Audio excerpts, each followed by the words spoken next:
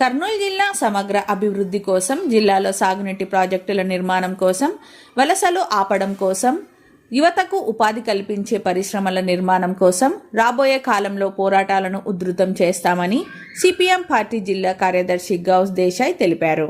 ఈరోజు స్థానిక సుందరయ్య భవన్లో సిపిఎం పార్టీ జిల్లా కార్యాలయంలో నూతనంగా ఎన్నికైన సిపిఎం పార్టీ కర్నూలు జిల్లా ప్రధాన కార్యదర్శి డి గౌస్ దేశాయ్, కార్యదర్శి వర్గ సభ్యులు జి రామకృష్ణ, పిఎస్ రాధాకృష్ణ, ఎండి అంజిబాబు, టి రాముడు కలిసి విలేకరుల సమావేశంలో ఆయన మాట్లాడారు.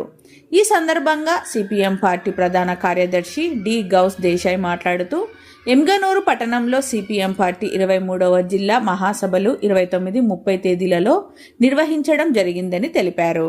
అనంతరం సిపిఎం పార్టీ ప్రధాన కార్యదర్శి డి గౌస్ దేశాయ్ మాట్లాడారు. మిత్రులారా, అందరికీ నమస్కారం. సిపిఎం పార్టీ జిల్లా కమిటీగా ఈ ప్రెస్ మీట్ ఏర్పాటు చేయడం జరిగింది.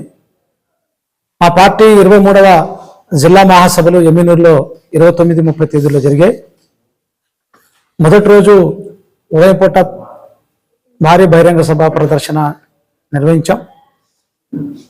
మా పార్టీ కేంద్ర కమిటీ సభ్యులు గఫూర్ గారు, రాష్ట్ర కార్యదర్శి వర్గ సభ్యులుగా ఉన్నటువంటి వెంకటేశ్వర్లు గారు, ప్రభాకర్ గారు హాజరయ్యారు.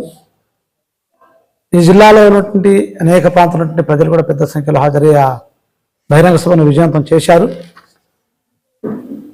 29వ తేదీ మధ్యాహ్నం నుంచి నిన్న సాయంత్రం వరకు ఈ 3 సంవత్సరాల కాలంలో సిపిఎం పార్టీ చేసినటువంటి అనేక రకాల ఉద్యమాలు దాన్ని సమీక్ష చేసుకుని రాబోయే కాలంలో ఎలాంటి ఉద్యమాలు చేపట్టడానికి తీర్మానాల రూపంలో చేయడం జరిగింది. చివరిగా 26 మందితో సిపిఎం పార్టీ జిల్లా కమిటీ ఎన్నిక కాబడింది ఏకగ్రీవంగా. అట్లా జిల్లా నాయకత్వం టీంని జిల్లా కమిటీ ఎన్నుకున్నది. జిల్లా కార్యదర్శిగా గౌస్ దేశాయ్గా నన్ను ఎన్నుకున్నారు. జిల్లా కార్యదర్శి వర్గ సభ్యులుగా రాధాకృష్ణ, రామకృష్ణ, అంజిబాబు, రాముడు, నారాయణ, నిర్మల గారు, వెంకటేశ్వర్లు, ఆ రకంగా 8 మంది, నాతో 9 మంది. ఈ 9 మంది జిల్లాకు టీం వివరిస్తారు. ఆ రకంగా రాబోయే కాలంలో ఈ 26 మంది నాయకత్వంలో సిపిఎం పార్టీ ప్రజా సమస్యలు తీసుకుని రాబోయే కాలంలో పనిచేస్తుందని చెప్పి ఈ సందర్భం మీకు తెలియజేస్తా ఉన్నా. ఈ జిల్లాలో ఉండే ప్రజలకు కూడా ఆ రకంగా సిపిఎం పార్టీ చేసే ఉద్యమాలకు సహకరించాలి, ప్రత్యక్షంగా పాల్గొనాలని చెప్పి మీ ద్వారా ప్రజానీకానికి నేను విజ్ఞప్తి చేస్తా ఉన్నా. ఈ మహాసభలో అనేక రకాల తీర్మానాలు సిపిఎం పార్టీ చేసింది. ఈ తీర్మానాలని ముందు పెట్టుకుని రాబోయే కాలంలో ఒక సుదీర్ఘ ఉద్యమాలు చేపట్టాలని చెప్పేసి భావించాం. దాంట్లో అతి కీలకమైంది జిల్లాలో సాగునీటి ప్రాజెక్టులు అతి కీలకమైనటువంటి అంశంగా మేము చర్చించాం. అలాగే జిల్లా సమగ్ర అభివృద్ధి కోసం రాష్ట్ర ప్రభుత్వం 10,000 కోట్ల రూపాయలు కేటాయించాలి అనేది ముఖ్యమైన తీర్మానంగా ఇక్కడ పెట్టడం జరిగింది. ఆ 10,000 కోట్ల రూపాయల్లో అంతర్భాగంగానే ఈ సాగునీటి ప్రాజెక్టుల నిర్మాణం అనేది మేము అనుకున్నాం. అందుకోసం ఒక 6 నెలల పాటు రాబోయే కాలంలో ఈ ప్రభుత్వంతో తాడో పేడో తేల్చుకునే వరకు ప్రాజెక్టులు నిర్మిస్తారా, జిల్లా నుంచి పారిపోతారా అన్నట్టు ఒక నినాదం తీసుకుని సిపిఎం పార్టీ రైతాంగాన్ని, ప్రజల్ని సమీకరించి రాబోయే కాలంలో పోరాటం చేస్తాం. ఎందుకంటే గతంలో ఉన్నటువంటి పాలకులు మనం చూసాం. జగన్మోహన్ రెడ్డి ఒక్క గంపెడు మనం కూడా వేయలేదు. అంతకుముందు చంద్రబాబు నాయుడు గారు కూడా 2014లో ఆయన వాగ్దానం చేశాడు, ఇక్కడే జెండావిష్కరణ చేశాడు. ఈ జిల్లాను అభివృద్ధి చేసే బాధ్యత నాది అని భావించి 5 సంవత్సరాల కాలం గడిపి కొంతమంది రాజకీయ నాయకులు చేర్పించుకోవడం కోసం హడావిడిగా కోరుమూరులో 2019లో శంకుస్థాపన చేశారు. ఆ తర్వాత దాని గురించి పట్టించుకునే ఆతులు లేడు. ఎందుకంటే ఆయన ఓడిపోయాడు కాబట్టి నేను పట్టించుకోలేదు. మళ్ళీ ఇప్పుడు అధికారులకు వచ్చాడు. మేము చంద్రబాబు నాయుడు గారిని కానీ తెలుగుదేశం నాయకుని కానీ అడుగుతున్నాం, ఈ జిల్లా గురించి మీరు ఏం ఆలోచిస్తున్నారు? ఈ జిల్లాలో ఉండే వలసల నివారణ కోసం మీ దగ్గర ఉన్నటువంటి ప్రణాళిక ఏంటి? ఎందుకు ప్రాజెక్టుల నిర్మాణం కోసం నిధులు కేటాయించట్లేదు? ఎందుకు వేదవతి ఆగిపోయింది? ఎందుకు గుండ్రేవల ప్రారంభం కావట్లేదు? ఎందుకు ఆర్డీఎస్ కాల్వ మధ్యలోనే నిధులు లేకుండా చేశారు? వరద కాలువ నిర్మాణం ఎందుకు చేయట్లేదు? ఈ జిల్లాలో కేవలం కేసీ కెనాల్ ద్వారా లేదు ఎల్ఎల్సి ద్వారా, ఇక్కడ ఇప్పుడు కొత్తగా 100 నివా ద్వారా కొంత నీళ్లు, అంటే మొత్తం కలిసి ఈ జిల్లాలో 1,00,000 ఎకరాలు కూడా నీళ్లు పారేసిన పరిస్థితి లేదు. కాబట్టి విశాలమైన భూమి ఉంది, నీళ్లు లేవు. దీనివల్ల వర్షాకాలపు పంట పైన ఆధారపడే ప్రజలు 10 ఎకరాల భూమి నట్టే రైతు కూడా ఈరోజు వలసలు వెళ్ళిన పరిస్థితి ఈ జిల్లాలో ఉంది. అందుకోసం వలసలు నివారించాలి, ప్రాజెక్టు నిర్మించాలి. ఇది నిదానంతో సిపిఎం పార్టీ రాబోయే కాలంలో ఉద్యమాన్ని చేపడుతుందని చెప్పేసి నేను కోరుతా ఉన్నా. ఇది కాకుండా ఓరొకల హబ్బు 30,000 ఎకరాలు, దాదాపు 32,000 ఎకరాలు భూమి కేటాయించారు.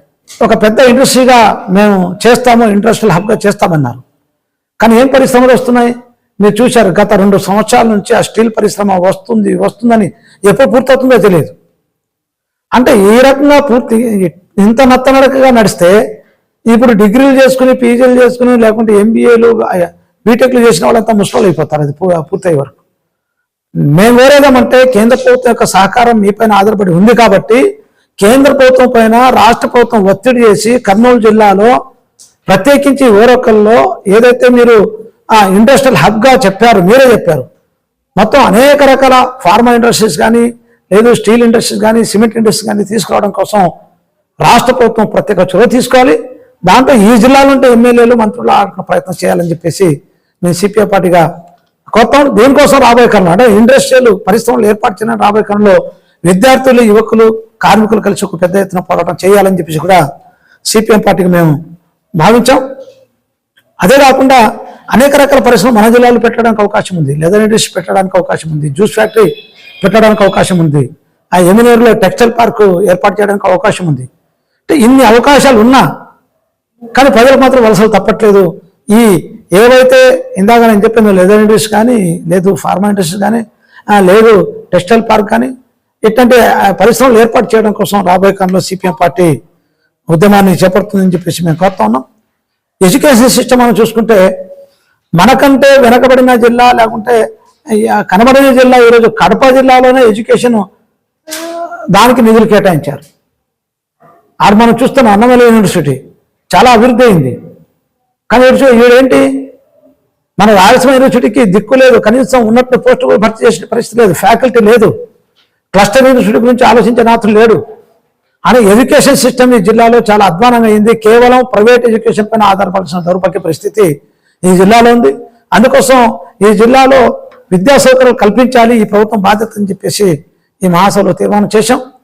దీంతోపాటు వైద్య సౌకర్యం కూడా మన ఈ పాలకుల యొక్క నిర్లక్ష్యంతో మన ప్రాంతానికి వచ్చిన ఎయిమ్స్ను తీసుకెళ్లి అమరావతి కేంద్రంలో అక్కడ పెట్టారు. మన ఫస్ట్ బ్యాచ్ బయటకు వచ్చింది, చాలా బ్రహ్మాండంగా వాళ్ళు మేము ఇక్కడ మాకు ఉపయోగపడిందని చెప్పారు. కానీ కర్నూలు జిల్లాకు ఎయిమ్స్ పోయింది. పోనీ దాన్ని ఎయిమ్స్ తరహాలో అభివృద్ధి చేయడానికి నిధులు కేటాయిస్తున్నారంటే మనం చూసాం. మధ్యలోనే ఇప్పుడు ఏదైతే కొత్త బ్లాక్ కడుతున్నారో అది కూడా ఆగిపోయింది. ఇక్కడ అమరావతిలో పెట్టినటువంటి ఎయిమ్స్ ఉపయోగపడుతుందో లేదో తెలియదు, కానీ కర్నూలు జిల్లాలో ఉంటున్న ప్రభుత్వ జనరల్ హాస్పిటల్లో ఎయిమ్స్ తరహాలో అభివృద్ధి చేస్తే 3 రాష్ట్రాలు 4 జిల్లాలకు ఉపయోగపడుతుంటే ఒక పెద్ద ప్రభుత్వ హాస్పిటల్ దాన్ని అభివృద్ధి చేయడం ఆగిపోయింది. దాన్ని నిధులు కేటాయించాలి, అంటే ఎయిమ్స్ తరహా అభివృద్ధి చేయడానికి ప్రత్యేక చర్యలు తీసుకోవాలని చెప్పేసి కోరుతాను. ఇది కాకుండా ప్రతి మండలానికి కనీసం 50 పడకల ఆసుపత్రిని అభివృద్ధి చేయాలి. ఇప్పుడు జగన్ గవర్నమెంట్లో ఉన్నప్పుడు ఈ అర్బన్ హెల్త్ సెంటర్స్, పిహెచ్సి సెంటర్లకు డాక్టర్లు వచ్చేవాళ్ళు. ఇప్పుడు ఏమైంది, మీరు ఎవరు లేరు, ఇంకా నర్సులు తప్ప ఎవరు లేరు. ఆడ బీపీ, ప్రధానంగా బీపీ లేకుంటే జ్వరాన్ని మాత్రం ఇచ్చేవాళ్ళు తప్ప మిగతా వాళ్ళు ఎవరు కూడా లేరు. మేము అడిగాం మన పోయి ఏమైందని చెప్పి చెప్తే గతంలో వారానికి 3 డాక్టర్లు 3 తరహాలు, అంటే గైనిక్, షుగర్ స్పెషల్, ఆ తర్వాత చిన్న స్పెషలిస్ట్ ఇట్లా వచ్చేవాళ్ళు. వాళ్ళందరూ వెనక్కి తీసుకుంది కొత్త గవర్నమెంట్ వచ్చిన తర్వాత అని చెప్పి చెప్తున్నారు. ఏమైంది, ఎందుకు వెనక్కి తీసుకున్నారు, సమాధానం కొత్త ప్రభుత్వం చెప్పాలని చెప్పేసి సిపిఎం పార్టీగా మేము ప్రశ్నిస్తున్నాం. అట్లే ఈ జిల్లాలో మైనార్టీలు చాలా ఎక్కువ మంది ఉన్నారు. మైనార్టీల ఎడ్యుకేషన్ బాగా తగ్గిపోతుంది. కానీ ఉన్న ఒక యూనివర్సిటీ, ఉర్దూ యూనివర్సిటీ, దాని నిధులు కేటాయించే పరిస్థితి లేదు, దానికి ఫ్యాకల్టీ కేటాయించే పరిస్థితి లేదు. అందుకని ఎడ్యుకేషన్ సిస్టంలో అంతర్భాగంగానే cluster university, Rayalaseema university, Urdu యూనివర్సిటీకి కనీసం ఈ మొత్తం యూనివర్సిటీలు కలిసి 1000 కోట్ల కేటాయించాల్సిన బాధ్యత ఈ ప్రభుత్వం పైన ఉంది. కాబట్టి ఆ రకం ప్రభుత్వం చర్యలు తీసుకొని దానికోసం విద్యార్థి యోజన సంఘాలు కలిపి రాబోయే కాలంలో మేము పోరాటం చేస్తామని చెప్పేసి ఈ సందర్భంగా నేను తెలియజేస్తా ఉన్నా. ఇది కాకుండా ప్రత్యేకించి కర్నూలు జిల్లాకు రైల్వే వ్యవస్థ, ఇప్పుడు కర్నూలు జిల్లా కింద ఇంకా అధ్వానం, ఆదరైనా కొంత ఏదో పాత బ్రిటిష్ కాలంలో వేసినట్లు లైన్ ఉపయోగపడుతుంది. కర్నూలు జిల్లా నుంచి రాజధానికి వెళ్ళాలంటే ఇప్పుడు ఏముంది మనకు, ఆ కాచిగూడ ఎక్స్ప్రెస్ పైన ఆధారపడి నడవడం తప్ప, అది కూడా విజయవాడ పోతే గుంటూరు వరకే. ఏం మంత్రులు పట్టదా రవాణా సౌకర్యం చాలా తక్కువగా చౌకగా ఈరోజు రవాణా చేసే అవకాశం కర్నూలు గతంలో సిపిఎం పార్టీ పోరాటం ఛాలెంజ్ చేస్తున్నాం. గతంలో సిపిఎం పార్టీ పోరాటం చేసింది కాబట్టే Kurnool to Hyderabad intercity express సాధించగలిగినాం. ఇప్పుడు కూడా సిపిఎం పార్టీ రాబోయే కాలంలో పోరాటం చేస్తారు. Kurnool to Amaravati intercity express ఏర్పాటు చేయాలి. విశాఖపట్నం ఇక్కడి నుంచి నడపాలి. విశాఖపట్నం ఎక్స్ప్రెస్ ఇక్కడి నుంచి మహబూబ్నగర్ నుంచి చేస్తాను, ఇక్కడి నుంచి రెగ్యులర్ నడపాలి. ఇది కాకుండా మనకు అంతకుముందు మచిలీపట్నం ఎక్స్ప్రెస్ ఉండేది, దాన్ని పునరుద్ధరించాలి.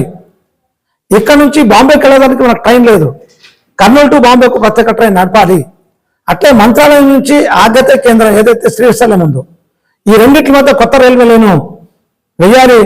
దానివల్ల ఏంటంటే వెనకబడిన ప్రాంతం చాలా చౌకగా రవాణా సౌకర్యం చేయడానికి కూడా అవకాశం ఉంటుంది. ఆ రకంగా ప్రభుత్వం దానిపైన చర్యలు తీసుకొని కేంద్ర ప్రభుత్వం ఒత్తిడి తీసుకురావాలని చెప్పేసి మేము కోరుతున్నాం. ఇవి కాకుండా ప్రత్యేకించి మన జిల్లాలో దళితులపైన దాడులు పెరిగాయి, అత్యాచారాలు పెరిగాయి, హత్యలు పెరిగాయి. పాలకవర్గం కానీ లేదుకున్నటువంటి పోలీసు యంత్రాంగం దానిపైన ప్రత్యేక చర్యలు తీసుకోవట్లేదు. 3 రోజుల క్రితం మనం చూసాం, చిన్న సాటను ఆదరణ చేసుకుని దాన్ని దళితుల్ని హింసించాలనే ప్రయత్నం. అది ఏదో మత ప్రచారం చేసుకుంటున్నారు, దానిపైన అబ్జెక్షన్ చేసి దాన్ని మొత్తం హిందూ మతాన్ని రెచ్చగొట్టే ప్రయత్నం ఈరోజు పాలకవర్గం చేస్తూ ఉంది. అంటే చాప కింద నీరు లాగా చంద్రబాబు నాయుడు బీజేపీని ఈ జిల్లాలో బలోపేతం చేసుకోవడం కోసం ప్రయత్నం చేస్తున్నాడని సాగడం జరుగుతూ ఉన్నాయి. అందుకోసం దాడులు ఆపాలి, మహిళలపైన దాడులు అత్యాచారాలు ఆపాలి. దానికోసం రాబోయే కాలంలో సిపిఎం పార్టీ దళితులు ఐక్యం చేసి పోరాటం చేస్తుందని చెప్పి కోరుతా ఉన్నాం. ఇది కాకుండా చేతి వృత్తుల గురించి పట్టించుకునే నాతులు లేడు. మీరు చూస్తుంటారు, ఎస్సీ కార్పొరేషన్ కానీ బీసీ కార్పొరేషన్ కానీ ఎస్టీ కార్పొరేషన్ ఈరోజు కుక్కలు తిరుగులాడుతున్నాయి, పందులు తిరుగులాడుతున్నాయి. ఆర్డినెంట్ ఆఫీసర్లకు ఏం పని లేదు, ఏముంది ఏమైనా ఉంటే కదా మేము చేసేదని చెప్తా ఉన్నారు. మరి ఎందుకు సంక్షేమ నిధులు కేటాయించట్లేదు? అందుకోసం వృత్తిదారులకు ప్రత్యేకంగా ఏది నేను సపరేట్ ఏర్పాటు చేశాను, ఒక చైర్మన్ ఏర్పాటు చేశాను చెప్తే చైర్మన్ ఏర్పాటు చేయడంలో ఉపయోగం లేదు. ఖచ్చితంగా నిధులు కేటాయించాలని చెప్పి కోరుతా ఉన్నాం. దళితుల అభివృద్ధి కోసం నిధులు కేటాయించాలి, మైనార్టీల అభివృద్ధి కోసం నిధులు కేటాయించాలి. ఈ అనేక రకాల తీర్మానాలు ఏవైతే మేము చేశామో అట్లే రైతాంగానికి ప్రత్యేకించి మార్కెట్ యార్డ్ వ్యవస్థను దెబ్బతీయాలని కొత్త చట్టాలు తీసుకుని వస్తున్నారు. ప్రధానంగా మన కర్నూలు జిల్లాలో ఆదోని కర్నూలు పెద్ద మార్కెట్, ఇంకా అవసరమంటే రైతులకి దగ్గర అయ్యేలాగా మార్కెట్లు అభివృద్ధి చేయాలి. ప్రతి నియోజకవర్గంలో మార్కెట్ ఏర్పాటు చేయాలి. ఆ రకం రైతులకు ఉపయోగం, రైతులకు రవాణా సౌకర్యం కూడా ఖర్చు తగ్గుతుంది. అట్లా కాకుండా ఉన్న మార్కెట్ అనే ప్రైవేట్ వాళ్ళకి చెప్పే ప్రయత్నం చేస్తూ ఉన్నారు. కాబట్టి రైతాంగ సమస్యలు తీసుకుని ప్రత్యేకించి రైతుకు గిట్టుబాటు ధర కావాలి, మార్కెట్ వ్యవస్థ నిలకడగా ఉండాలి, కొత్త మార్కెట్ వ్యవస్థను అభివృద్ధి చేయాలని చెప్పేసి కూడా రాబోయే కాలంలో మేము ఉద్యమాన్ని చేపడతామని చెప్పేసి మేము కోరుతున్నాం. అట్లా ఈ జిల్లాలో విస్తారంగా అసంఘటిత కార్మికులు ఉన్నారు. ఆ అసంఘటిత కార్మికులకు ఇప్పటిదాకా ఒక చట్టం అమలు చేయలేదు. అది కేంద్ర ప్రభుత్వం రాష్ట్ర ప్రభుత్వం చేయాలి. కాబట్టి అసంఘటిత కార్మికులకు పని భద్రత, దాంతోపాటు ఒక సమగ్రమైన చట్టం ఉంటే ఆ చట్టం ద్వారా కొన్ని సౌకర్యాలు కల్పడానికి కేంద్ర ప్రభుత్వం ఆ రక దాన్ని అమలు చేస్తుంది. కేరళ తరహాలో ఇక్కడ కూడా ఒక సంక్షేమ బోర్డు ఏర్పాటు చేయాలని చెప్పేసి సిపిఎం పార్టీగా మేము డిమాండ్ చేస్తున్నాం. ఆ రకంగా రాబోయేకంలో ఏదైతే మేము తీర్మానాలు చేశామో ఈ తీర్మానాలను ముందు పెట్టుకుని ఈ జిల్లాలో పాలక వర్గానికి వ్యతిరేకంగా ఈ జిల్లా అభివృద్ధి కోసం ప్రజలను సమీకరించి రాబోయే కాలంలో పోరాటం చేస్తాం. మా పోరాటాలకు ఈ జిల్లా ప్రజానికం, ఉద్యోగులు, కార్మికులు, మహిళలు, విద్యార్థులు, యువకులు అందరూ కూడా తోడ్పాటు అందించాలని చెప్పేసి మీ ద్వారా విజ్ఞప్తి చేస్తా ఉన్నాం.